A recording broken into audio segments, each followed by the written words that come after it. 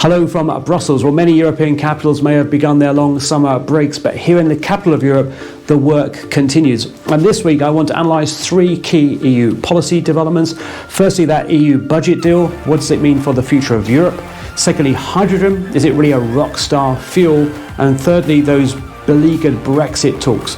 But also this week, I want to talk about the thread that runs through those three EU policy developments and in fact is driving EU policy forward. A new strategic aim for the EU, the European way. And I'll do all that without the waffle. Welcome to Mark's Week.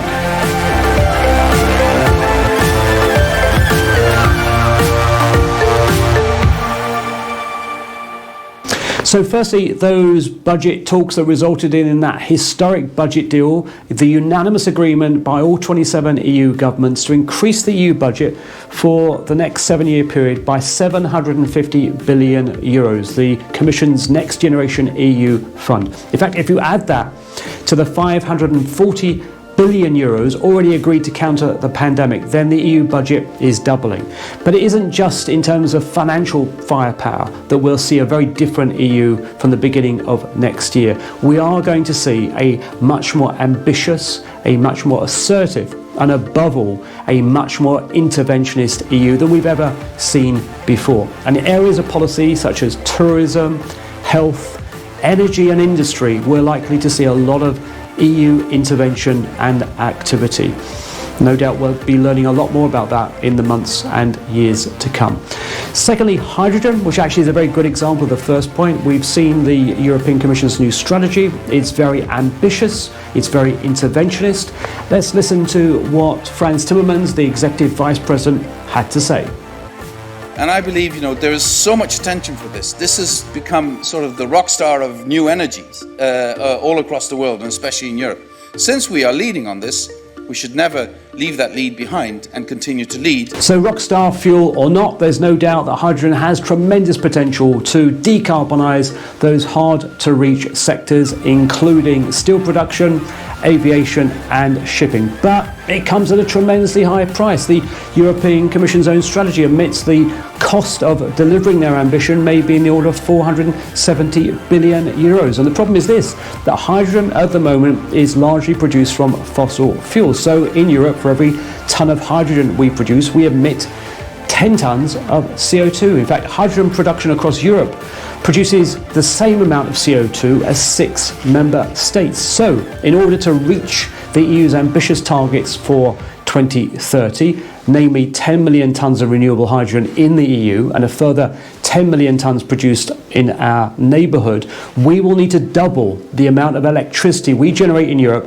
from renewable energy. Now, I'm not saying that's impossible, but the time has come before we place all the chips on hydrogen that we carry out an impact assessment, or better still, a cost benefit analysis, because we should approach this in a technology neutral way. Let's compare hydrogen against other alternatives, including solar, wind, batteries, bio and synthetic energy, and look at them in the round and then come up with the best solution in order to decarbonise Europe by 2050. I'm sure hydrogen will be in the mix, but our policy should be evidence-based.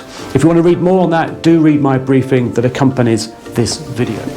Third, those beleaguered Brexit negotiations, well, I believe they partly reached an impasse because of decisions taken here by the EU to play hardball on a number of key elements of the discussions. And I want to give you 3 examples. Firstly is on the important issue of the AEO certificates issued by the UK. The UK government for some time now have been urging UK exporters to apply for AEO status, Authorised Economic Operator status, in order to ensure they can continue to export to the single market. The EU are now arguing they will not recognise UK-issued AEOs. You'll have to apply for your AEO via an EU member state.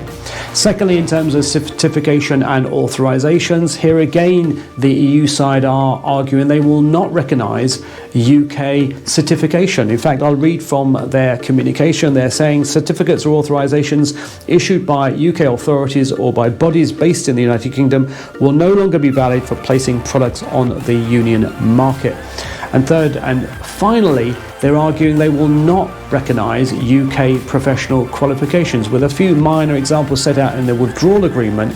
If you have a professional qualification, there'll be no blanket or automatic recognition by the EU side. You'll have to apply member state by member state to seek recognition, with all the uncertainty and inconsistency, of course, that will arise. So you add it all up, from just those three examples, you'll have a lot more uncertainty, a lot more cost, a lot more bureaucracy, and a lot more red tape. So it's essential now that businesses across the EU and the UK work together to speak to the politicians to try and find a pragmatic compromise. Otherwise, we will have chaos in the supply chain come the end of the transition period. Finally, the European way. I mentioned earlier that this is the thread that runs through those three EU policy developments, but I believe now it is driving all EU policy. The EU is adapting, it is changing, it's putting its own interests first, it's trying to promote EU sovereignty, and the European way was outlined just over a year ago in the EPP manifesto, and it was endorsed by Ursula von der Leyen when she sought to become the European Commission President, but it's now become a reality, and it will affect every aspect of a policy. And I've identified 6 drivers that are making the European way a reality. Why the European way? Well, it's designed to counter the rise of populism at home, but also growing geopolitical threats abroad in the form of authoritarian and protectionist regimes. If you want to learn more, watch the short video I've produced that should accompany this vlog. I hope you found Mark's week interesting and useful. I hope you like, I hope you share, I hope you tell me what you think. If you're on YouTube, don't forget to subscribe and ring that notification bell. But finally, stay safe.